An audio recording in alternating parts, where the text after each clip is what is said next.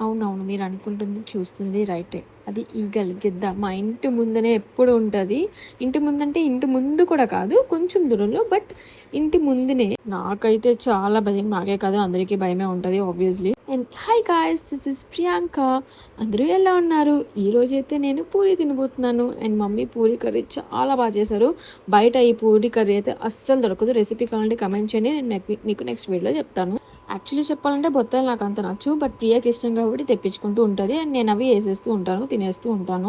And మా ఇంట్లో అందరికీ బొత్తాయి కానీ, గ్రేప్స్ కానీ, పైనాపిల్ కానీ కంపల్సరీగా సాల్ట్‌తో తినడమే అలవాటు. అండ్ మీలో ఎంతమందికి సాల్ట్‌తో తినడం అలవాటు అనేది కమెంట్స్‌లో చెప్పండి. మరి ఎంత క్యూట్‌గా చేస్తున్నాడు. నాకైతే ఈ ఫేస్ చాలా ఇష్టం. పున్నూది చాలా క్యూట్‌గా ఉంటాడు. మా మమ్మీ వాళ్ళైతే ఎక్కిరిస్తారు కూడాను. అండ్ అసలు వాడు అది ఎలా నేర్చుకున్నాడు, ఎక్కడ నేర్చుకున్నాడో కూడా మాకు తెలీదు. బట్ చాలా క్యూట్‌గా ఉంటది ఎక్స్‌ప్రెషన్ అయితే యాక్చువల్లీ నేను మమ్మీతో గొడవపడుతున్నాను. ఎందుకంటే మమ్మీ ఫిష్ చేశారు. ఫిష్ అంటే నాకు ఇష్టం. నాకు సీ ఫుడ్ అంటే చాలా ఇష్టం. సీ ఫుడ్ అంటే ఇష్టం.